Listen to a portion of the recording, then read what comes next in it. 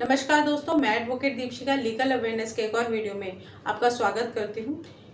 आज की इस वीडियो में हम बात करने वाले हैं, मेरे बहुत सारे व्यूअर्स की क्वेरी थी कि हमारे पास पुलिस थाने से अरेस्ट वारंट का कॉल आया है। कई बार धमकी आती है कि आपके अगेंस्ट में अरेस्ट वारंट इशू हो गया है। कई बार आपके पास नोटिस आता है कोर्ट से और आप ये सोचते हैं कि कोर्ट से नोटिस आया है, अब ऐसे में हमें क्या करना चाहिए। तो इस वीडियो के माध्यम से मैं आपके इन्हीं सभी सवालों के बारे में बात करने वाली हूँ। तो इसलिए वीडियो को अंत तक ज़रूर देखें, वीडियो में बने रहें ताकि आपकी जो भी क्वेरी है, आपके जो भी सवाल हैं, वो सारे क्लियर हो सके। तो वीडियो को शुरू करने से पहले वीडियो को लाइक कर दें, चैनल पर नए हैं तो चैनल को सब्सक्राइब करके बेल आइकन जरूर दबा दें। और अगर कोई भी क्वेरी है तो कमेंट बॉक्स में कमेंट करके पूछ सकते हैं या फिर व्हाट्सएप के माध्यम से भी पूछ सकते हैं। तो जैसे कि अगर आपने किसी भी प्रकार का लोन लिया है और लोन लेने के बाद अब किसी भी कारणवश, चाहे आपकी जॉब चली गई हो, चाहे कोई मेडिकल इमरजेंसी आ गई हो, या फिर कोई फाइनेंशियल क्राइसिस आ गया हो, बिजनेस में लॉस हो गया हो, कोई भी मेडिकल इमरजेंसी, किसी भी फाइनेंशियल क्राइसिस, इन सब की वजह से आप लोन की ईएमआई भरने में असमर्थ हैं। अब लोन की ईएमआई भर पाना मुश्किल लग रहा है। तो अब ऐसे में आपको सबसे बड़ा डर यही सताता है कि हमारे ऊपर क्या लीगल एक्शन होगा।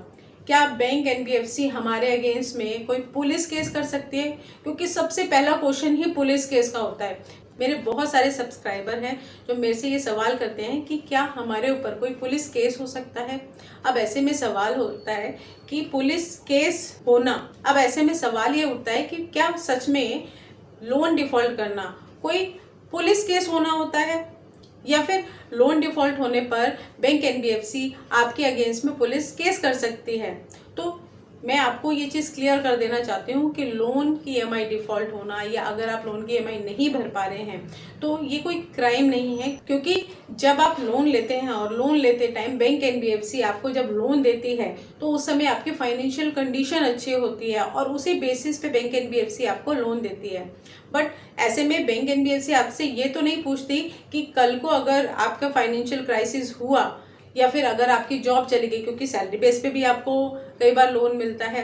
तो ऐसे में अगर ईएमआई डिफॉल्ट हो जाए तो बैंक एनबीएफसी को फ्यूचर में आपका बिजनेस में लॉस हो जाए, जॉब चली जाए या कोई मेडिकल इमरजेंसी आ जाए, तो ऐसा तो नहीं है कि ये पूछ करके आती है, क्योंकि ये सिचुएशन किसी के साथ भी हो सकती है और कभी भी आ सकती है।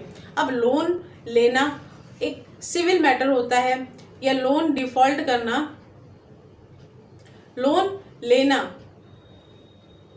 लोन डिफॉल्ट करना एक सिविल मैटर होता है, कोई क्रिमिनल ऑफेंस नहीं होता। बट हाँ, अगर आपके लोन लेने के टाइम में अगर आपने एग्रीमेंट किया है और उसमें अगर आपने ईसीएस मैंडेट अप्लाई कर रखा है तो उस कंडीशन में आपके ऊपर सेक्शन 25 पेमेंट सेटलमेंट एक्ट में केस होता है, जो कि जिसमें 2 ईयर की पनिशमेंट है। इसलिए ये सिविल और क्रिमिनल दोनों नेचर का हो जाता है। अदरवाइज बैंक एनबीएफसी आपके ऊपर कोई भी क्रिमिनल एक्शन या कोई भी क्रिमिनल केस फाइल नहीं कर सकती है। वो कोई सिविल सूट फाइल कर सकती है रिकवरी के लिए, आर्बिट्रेशन कर सकती है, जो सिविल प्रक्रिया होती है आपकी।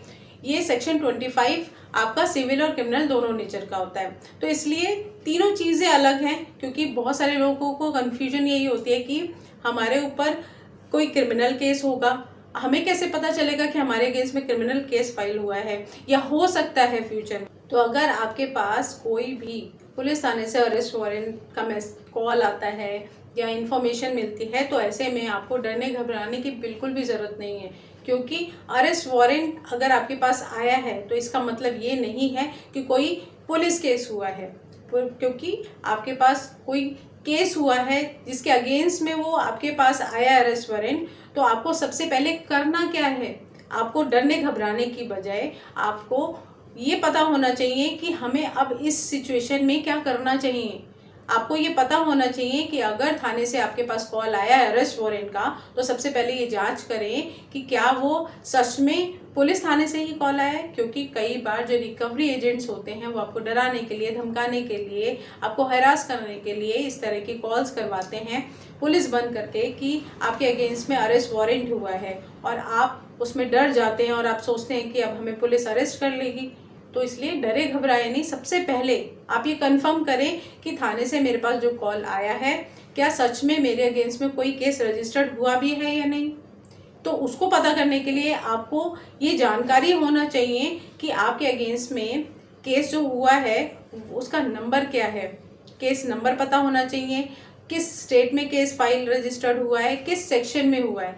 तो आप सबसे पहले उनसे सवाल करें बिना डरे। आपको डरना नहीं है कि आप पुलिस थाने से कॉल लगा रहे, पुलिस थाने वाले ऐसा तो है नहीं कि कोई जज है कि तुरंत ही आपको डिसीजन दे देगा कि भाई आपके अगेंस्ट में अरेस्ट वारंट हुआ है, हम आ रहे हैं और आपको अरेस्ट करके ले जाएंगे। ठीक है, आपके अगेंस्ट में अरेस्ट वारंट इशू हुआ है, आप लोन की EMI डिफॉल्ट की है, कोई क्राइम नहीं किया है, तो उस सिचुएशन में आप उनसे पूछें कि ठीक है हमारे अगेंस्ट में अरेस्ट वारंट इशू हुआ है, आप हमें बताएं कि किस सेक्शन में हमारे अगेंस्ट में इशू हुआ है अरेस्ट वारंट, और केस नंबर हमें बता दें ताकि आप ये पता कर पाएँ कि एक्चुअल में वो केस रजिस्टर्ड हुआ भी है या नहीं हुआ है, अरेस्ट वारंट हुआ भी है या नहीं हुआ है, या फर्जी तो नहीं है। तो सबसे पहली चीज़ तो यही हो गई। दूसरी चीज़, जैसे ही आपको वो इन्फॉर्मेशन मिलती है तो आप उसको एक E-कोर्ट ऐप आती है, उस E-कोर्ट ऐप को आप डाउनलोड करोगे, प्ले स्टोर से आप डाउनलोड कर सकते हो, और जो केस डिटेल्स हैं वो उस E-कोर्ट ऐप में आप डालेंगे तो वहाँ से आपको ये कंफर्म हो जाएगा कि आपके अगेंस्ट में एक्चुअल में केस रजिस्टर्ड हुआ है, क्योंकि आपकी पूरी केस डिटेल वहाँ पे आ जाएगी और आप अपना स्टेटस भी चेक कर सकते हो कि आपका जो केस है वो किस स्टेज पे है, क्या स्टेटस है उसका। तो जैसे ही आप वो डिटेल डालेंगे तो आपके सामने वो जो केस की डिटेल्स आएंगी, आप उसमें देखो कि अगर अरेस्ट वारंट इशू हुआ है तो आप थाने में जाने की बजाय आप ये सोचते हो कि हम अब फ़ोन आया है तो थाने में हम जाएं कि ना जाएं, एक ये कन्फ्यूजन भी होता है। कई लोग क्वेरी करते हैं कि हमारे पास कॉल आया है, हम थाने जाएं या नहीं जाएं, हमें डरा रहे हैं, हमको बोला जा रहा है कि आपको आना पड़ेगा, नहीं आए तो हम अरेस्ट करके ले जाएंगे, हम आपके घर पे आ जाएंगे। तो आपको उसमें भी डरने की ज़रूरत नहीं है, क्योंकि पुलिस का काम है ठीक है अरेस्ट करना, बट अरेस्ट करके वो आपको कोर्ट में लेके जाएगी। अब आप खुद सोचिए कि अगर पुलिस को, आपके ज्यूरिसडिक्शन की पुलिस है और अगर अदर स्टेट में केस हुआ है, उस ज्यूरिसडिक्शन में जाकर के आपको अरेस्ट करके ले जाना होगा तो उनका टाइम भी खर्च होगा, उनका पैसा भी खर्च होगा। तो क्या वो यहाँ से ले जाने में इंटरेस्टेड होंगे? लेके जाना उनकी ड्यूटी है, उनको जाना है, लेकिन वो भी सोचते हैं कि ठीक है, आप बताते हैं, आपको इन्फॉर्म करते हैं कि ठीक है आप अपने केस में पहुंच जाना, आपके अगेंस्ट में अरेस्ट वारंट इशू हो गया है। कई बार पुलिस थाने से आपको पैसे की भी डिमांड कर देते हैं, जो कि आमतौर पे मैं सुनती हूँ, मुझे बताते हैं कि हमसे पैसे मांगे गए, हमसे बोला गया। बट आप ये सब चीज़ों को छोड़ करके ना तो उनको पैसे दें, क्योंकि ये कोई तरीका नहीं होता कि कोई आपसे ब्राइब मांग रहा है, पैसे मांग रहा है तो आप उनको दो। आप सीधे सिंपल बोलो कि ठीक है हमारे अगेंस्ट में केस हुआ है, कोई हमने क्राइम नहीं किया है, हम अपने केस में जाएंगे, अपना केस कंटेस्ट करेंगे। आप चाहें तो कुछ टाइम के लिए आप उनको बोल करके आप सीधे अपने कोर्ट में जाओ, पेश हो, जो भी तारीख आपको दी हुई है आप उनसे अरेस्ट वारंट की कॉपी भी मांग सकते हैं, उनको देना आपका राइट बनता है। अगर वो नहीं देते हैं तो एटलीस्ट केस डिटेल्स तो ले ही लें, जिससे आप आगे की जो भी कार्रवाई है वो करवा सकते हैं। तो जैसे ही आपके पास ये चीज़ आ जाती हैं, आप अपना जो भी नेक्स्ट डेट होती है उस नेक्स्ट डेट पे जा करके अपने केस को कंटेस्ट करें, बेल लें, सेम डे बेल हो जाती है, कोई दिक्कत नहीं आती। आप बेल लेकर के अपने केस को कंटेस्ट कर सकते हो। 2 ईयर की पनिशमेंट है, लेकिन आपको उसमें डरने की ज़रूरत नहीं है। जाते ही आपको ऐसा नहीं है कि अरेस्ट कर लिया जाएगा। हाँ, अगर आप सम्मन पे नहीं जाते हो तब इशू होता है, क्योंकि सबसे पहले तो आपके पास प्री कॉग्निजेंस नोटिस ही आता है, उस पर आप नहीं जाते हो तो फिर सम्मन होता है, और सम्मन पे भी नहीं जाते हो तब अरेस्ट वारंट होता है, क्योंकि कोर्ट कहता है कि मैंने आपको फिजिकली अपीयर होने के लिए बोला सम्मन पे, आप नहीं आए तो आपने कोर्ट की अवमानना की है, तो आपको आपके अगेंस्ट में अरेस्ट वारंट इशू करते हैं कि आप जो आपके ज्यूरिसडिक्शन के थाने की पुलिस होती है वो आपको अरेस्ट करके लेके आएगी और कोर्ट में पेश करेगी। अब वहाँ पे आप ये सोचते हैं कि अब हम करें क्या, तो इसलिए अब डरना तो घबराना बिल्कुल भी नहीं है, क्योंकि आपने कोई क्राइम नहीं किया है। आप जाएं, अपना बेल लेकर के अपने केस को कंटेस्ट कर सकते हो। और सेक्शन 25 पेमेंट सेटलमेंट का हो, 316 318 का केस हो, वो चीटिंग फ्रॉड का होता है, उसमें भी वो कंप्लेन करते हैं, कॉग्निजेंस लेती है। अब आपने कोई चीटिंग फ्रॉड तो किया नहीं है, अगर आपने कोई फेक डॉक्यूमेंट नहीं दिया है, अगर आपने कोई फॉल्स स्टेटमेंट जो आपके अकाउंट स्टेटमेंट है वो नहीं दिया है, तो इस तरह की कोई भी चीज़ नहीं की है, तो आपको चीटिंग फ्रॉड के केस में भी डरने घबराने की बिल्कुल ज़रूरत नहीं है, क्योंकि आपका जो चीटिंग फ्रॉड का मैटर है वो तभी उनको प्रूफ करना पड़ता है कि आपने सच में चीटिंग फ्रॉड किया है। अब उसके लिए आपको केस तो कंटेस्ट करना पड़ेगा। तो इसलिए अगर 316 318 में भी अगर आपके पास केस आता है चीटिंग फ्रॉड में, या फिर आपके पास सेक्शन 25 में आता है, इन दोनों ही कंडीशन में आपको जाना है, बेल लेनी है, बेल लेकर के अपने केस को कंटेस्ट करना है। और डरना घबराना बिल्कुल भी नहीं है। केस 1 साल चले, 2 साल चले, 3 साल चले, 4 साल चले, इन बिटवीन आपके पास पूरा मौका होता है कि आप बैंक एनबीएफसी से बात करके अपने केस को सेटल कर सकते हैं। आप चाहें तो अपने टोटल ड्यूज हैं उनको क्लियर कर सकते हैं। इन बिटवीन आपके पास टाइम होता है। अगर एक ईएमआई का केस है तो आप फर्स्ट डेट में, जो भी सम्मन की डेट होती है, उस टाइम पे जाकर के वो ईएमआई अमाउंट पे करो तो भी आपका केस क्लोज हो सकता है। बट अगर आपको लग रहा है कि भाई एक ईएमआई का हमने कर दिया, फिर वो दोबारा दूसरी ईएमआई का करेंगे, तो बेटर है कि अगर आपके पास आता है तो आप एक साथ अपने लोन को क्लोज कर सकते हो सेटल करके। तो आप जाएं, जा करके अपने केस को कंटेस्ट करें, डरे घबराए नहीं। क्योंकि मेरे बहुत सारे ऐसे व्यूअर्स हैं जो मुझे बताते हैं कि भाई हमारे पास जो वारंट आया है, अब हम कोर्ट में जाएंगे तो हमें तो अरेस्ट कर लिया जाएगा। हालांकि है कि आपको अरेस्ट कर सकती है पुलिस, यहाँ से भी अरेस्ट करके ले जा सकती है। अगर आप कोर्ट में जाते हैं वहाँ पे भी अरेस्ट कर सकती है। बट आपको समाधान, सोल्यूशन पता होना चाहिए कि सोल्यूशन क्या है इस चीज़ से बचने का। कोई भी आपको नहीं बताएगा, हर कोई आपको डराएगा कि आप जाएंगे तो आपको अरेस्ट कर लिया जाएगा, आप जाओगे तो ऐसा हो जाएगा। ऐसे करके आपको इतना डरा दिया जाता है कि आप वो सिचुएशन को भी आप पार कर देते हैं। आप जाते ही नहीं अरेस्ट वारंट पे। आपको ये नहीं पता हो कि जैसे ही अरेस्ट वारंट पे भी अगर आप नहीं जाते हो, बेल नहीं लेते हो, तो आपके अगेंस्ट में NBW, non bailable warrant issue हो जाते हैं। अब वहाँ पे बेल भी नहीं मिलेगी, वो कोर्ट के हाथ में रह जाएगा कि बेल मिले ना मिले।